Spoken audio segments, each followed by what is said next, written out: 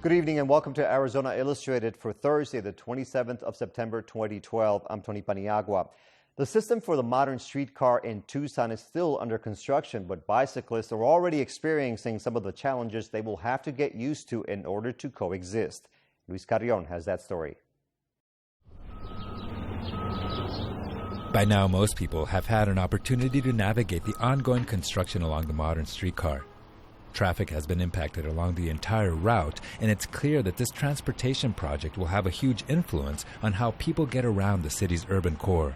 We currently are on schedule and within budget. We're actually operating under budget right now. We are in full construction and finishing up the straight segments of the construction. Sheila Ginn is program manager for the City of Tucson Modern Streetcar Project. She says a lot of effort has gone into ensuring that the light rail project accommodates other modes of transportation. We have to understand that bicycles and track don't go well together. We know that from the start, and so a lot of the design has been deliberately done to try to lessen those conflict points. According to Ginn, potential conflicts between cyclists and the light rail are a serious concern, and engineers implemented some features that they say will help mitigate the problems. Some of the track is pushed in towards the center of the roadway, and we have center stops versus curbside stops. Those center stops help us push the track towards the center and allow for the lanes of travel for the cyclists so they don't have to get too close to the track.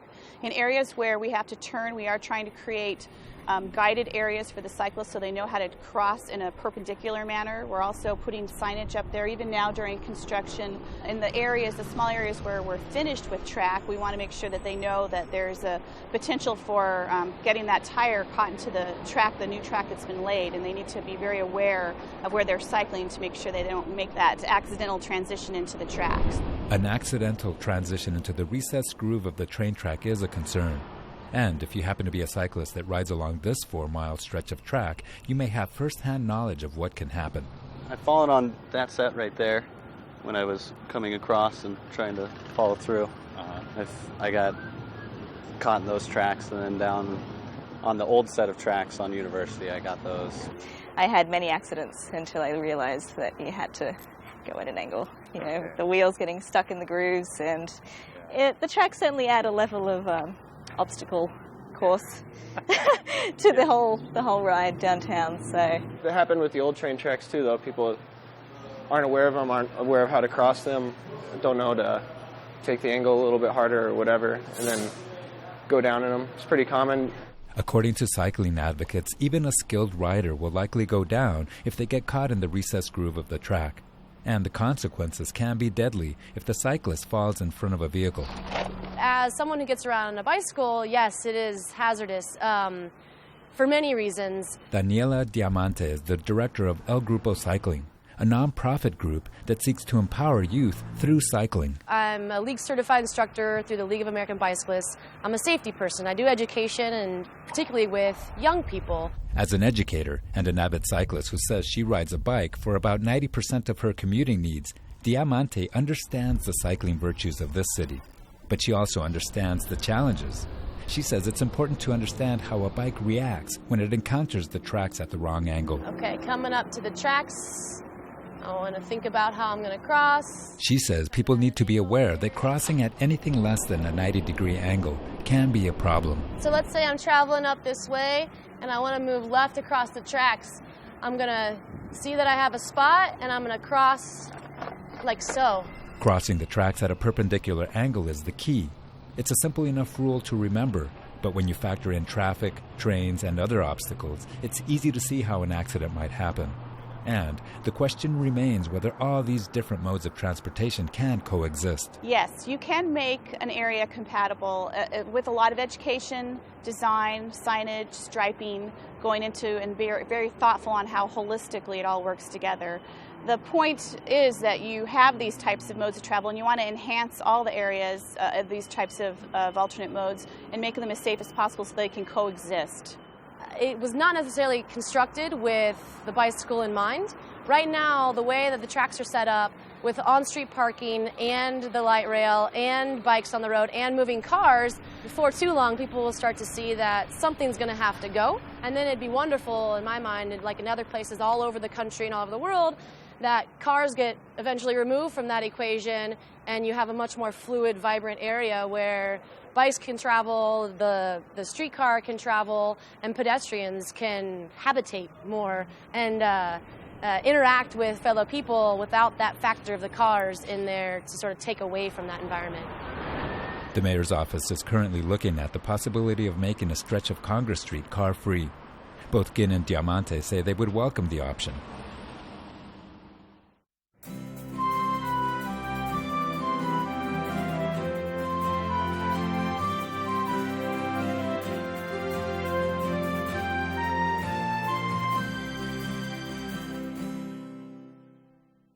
Arizona is one of more than 40 states in the nation that is implementing more rigorous education standards to improve math and language skills. This interview comes to us from KAET, our sister television station in Phoenix.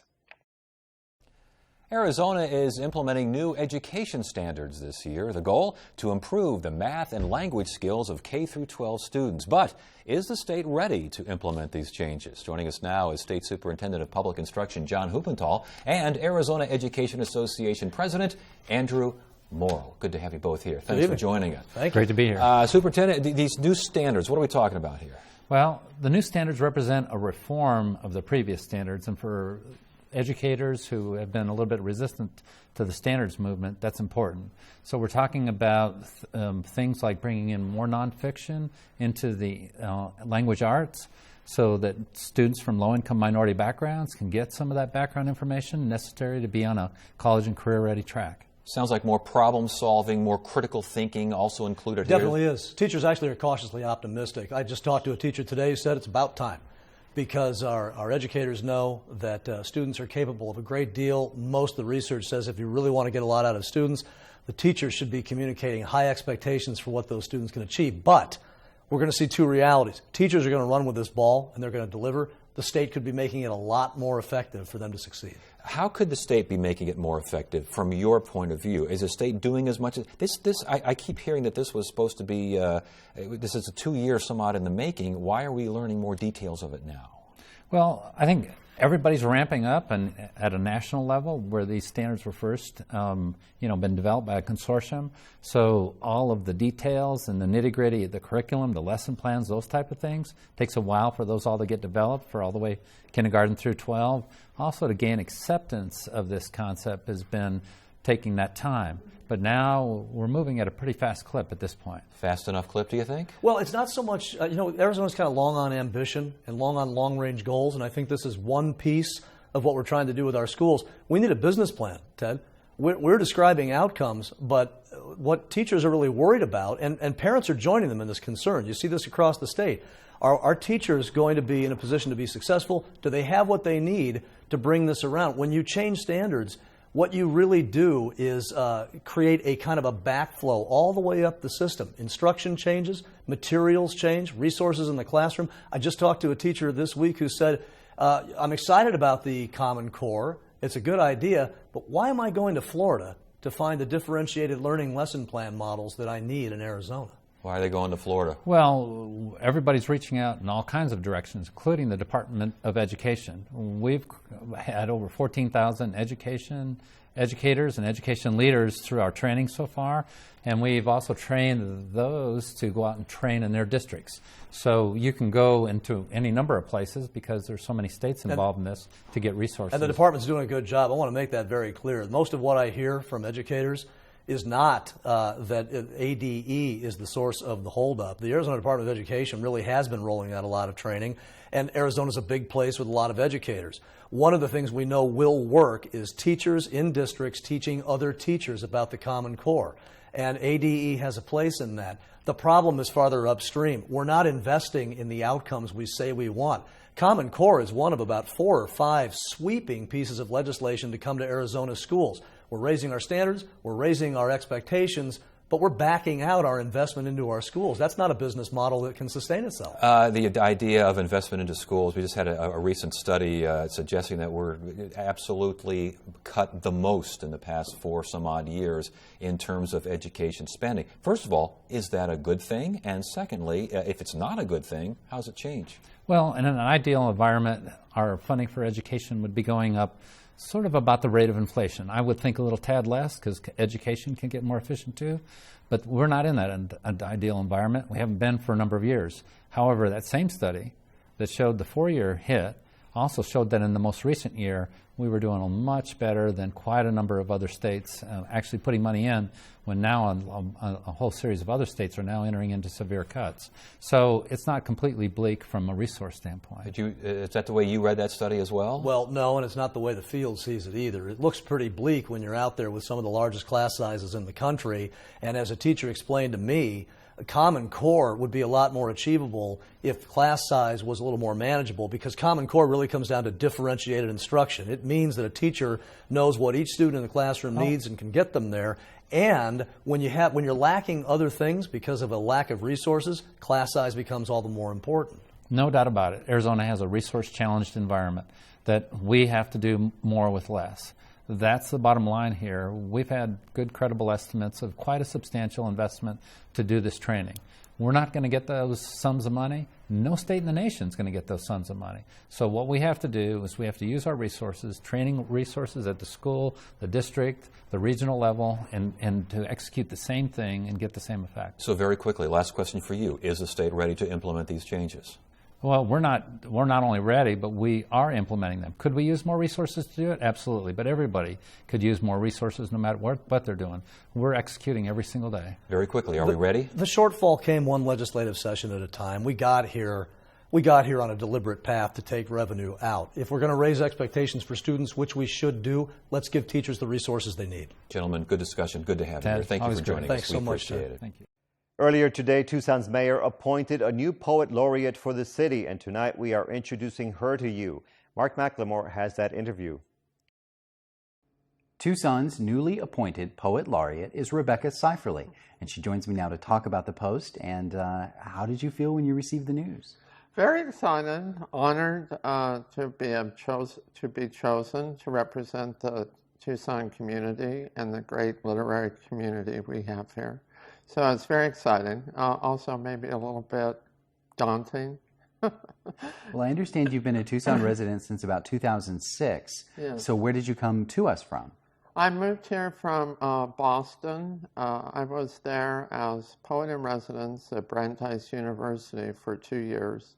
And then prior to that, I was a longtime resident of New Mexico in the Four Corners area.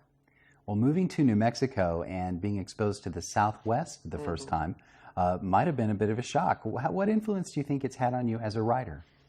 Well, I had an interesting childhood experience in that my father liked to move. So by the time I graduated from high school, I'd been in over 25 different schools all over the country. When we moved to New Mexico, I felt this sense of it was a completely new environment to me, and it startled me in terms of the natural landscape, but it was also the newness of these other histories and the diversity of the people, the native peoples of New Mexico, and the richness of their culture. And it was that sense of the earth and that diversity of community that made me stay there. And I really feel if I hadn't connected with that particular place, my work might never have taken the shape that it did. That it was a kind of fundamental grounding in terms of my poetic practice, a way of connecting the individual, the particularities of an individual life or culture with the earth itself. So that was very important to me in my development as a poet. Well, now in the post of Poet Laureate, you will have a certain ceremonial capacity, writing poems to commemorate historic moments that may occur in the next 2 years. But also talk about the other aspects of the post. What do you think this really means for the community at large? Well, I think poetry has a tremendous capability to bridge gaps, a kind of healing presence.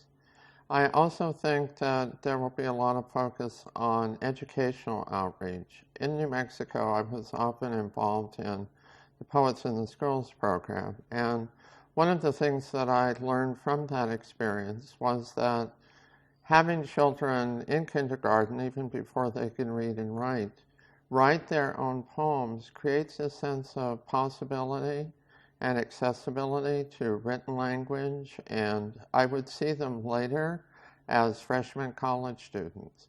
And every one of them felt that literature, poetry, verbal expression, written ability was open to them. So I'm hoping to emphasize that kind of educational outreach as well.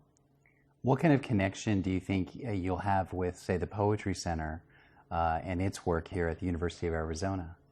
Well, the Poetry Center is a great thing, and it's actually, in many respects, it's one of the reasons I moved to Tucson. When my appointment in Boston was up, I wanted to move back to the Southwest. And I had been to the Poetry Center as part of their Visiting Writers series a few years before. So I knew the Tucson literary community and what a vital role the Poetry Center plays in that community. And it was that made me feel that this was a place I should come back to, that there's a great sense of welcome and possibility in the poetry community here, that where people who newly arrive often can quickly find a home and supporting artists and interests. Well, we wish that we had time to hear you read some of your work, but we are going to run out of time on this interview. But you did mention very quickly that Mayor Rothschild made a joke when you received the news about a poem you wouldn't have to write. Yes, he said I wouldn't have to write a poem for the mayor's birthday.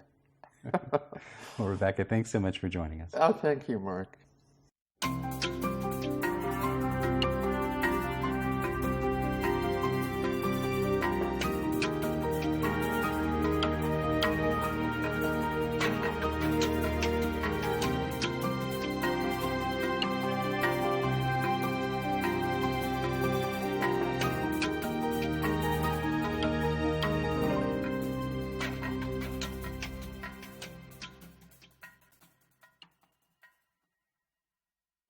Many efforts are underway to try to attract more people to downtown Tucson, and one of them is described as a way to allow you to indulge in the area's food, culture, and history.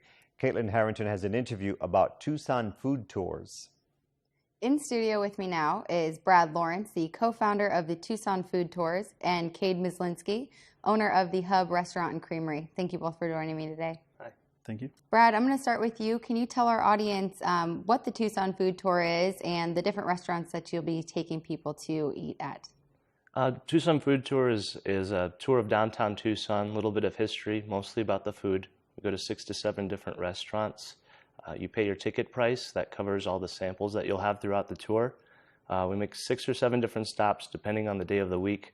Our first stop being the Hub. We start there with ice cream and pastrami. Go to Empire Pizza, try their New York style pizza. We go to Riley's, they do their polenta board there. Get to taste their polenta board.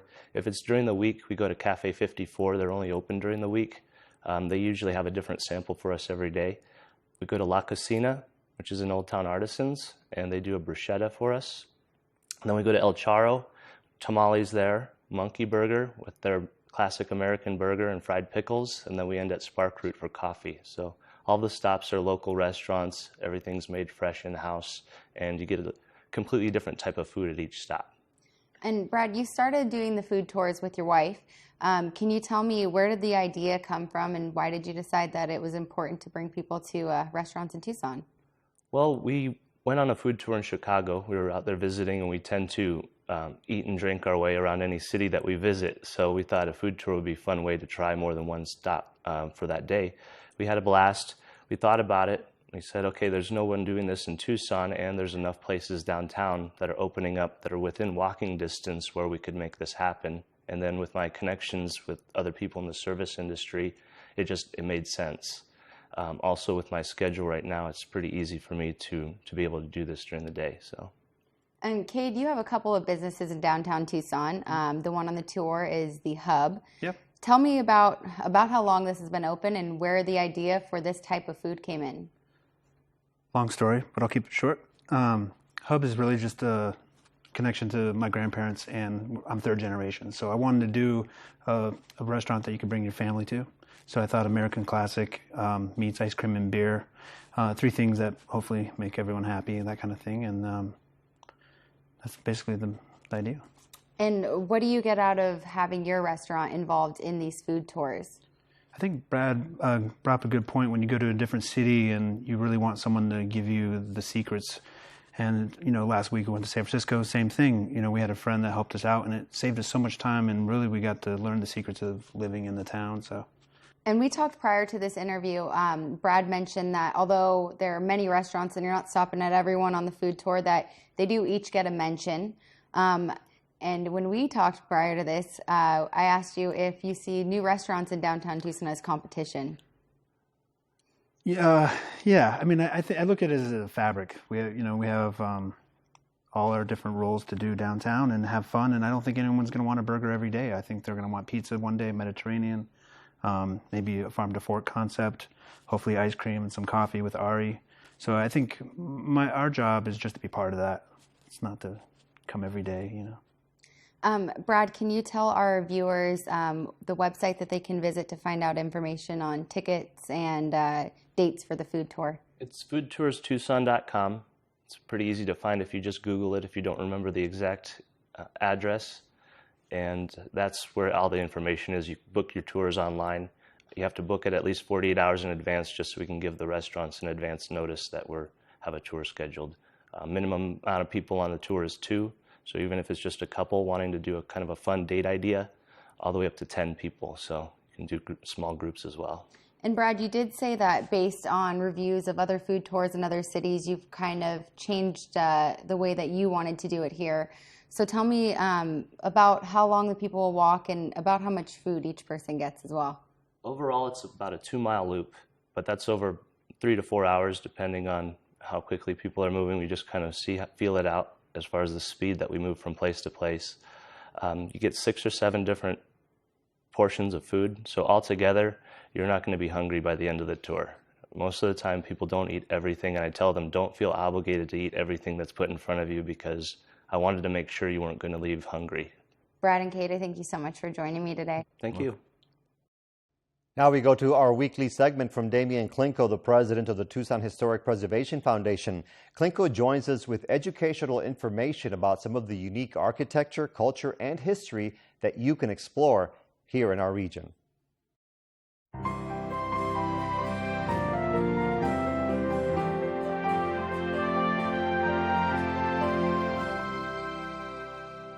From the 1950s to the 1970s, Steiger was a name associated with Southern Arizona modern fabric design.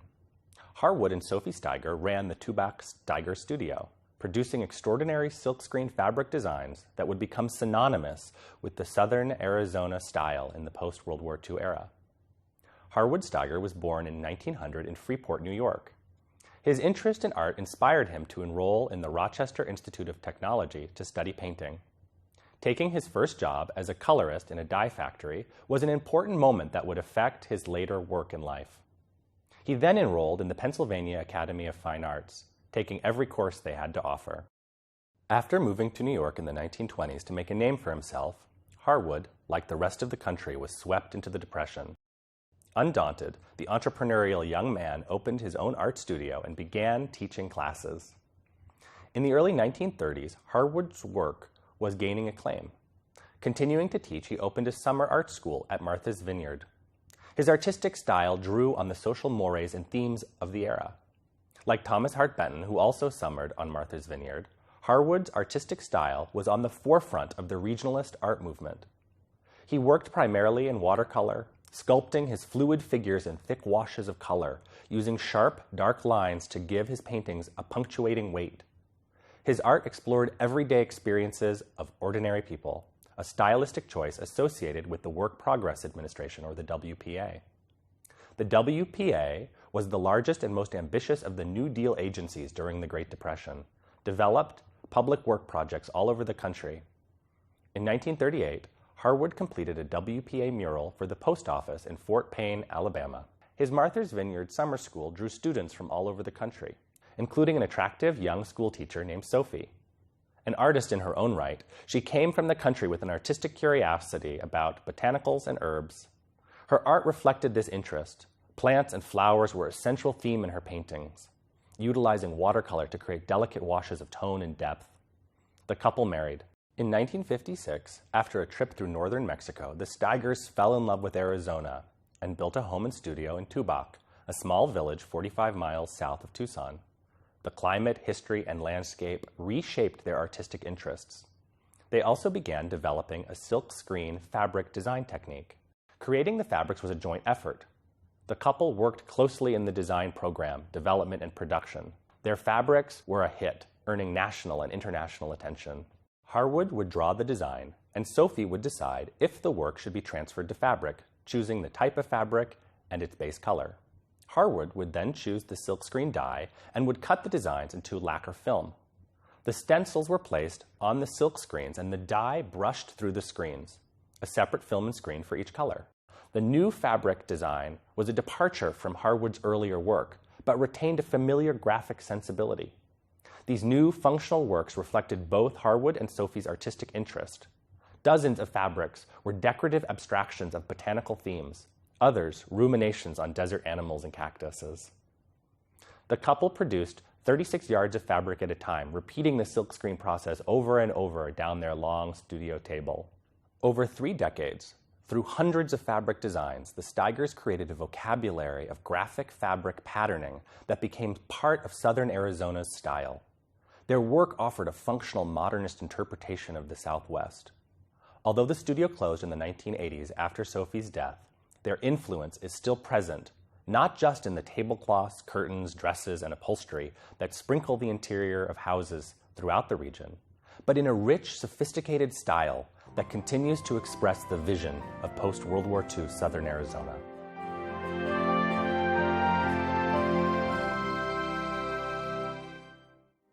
You can get more news and information on our website, azpm.org. To comment on any story you saw tonight, click on it online and go to the bottom. We can also be reached via Facebook and Twitter. Coming up tomorrow night, Jim Ninsel joins us with the Arizona Illustrated Political Roundtable. From all of us at Arizona Public Media, have a great night.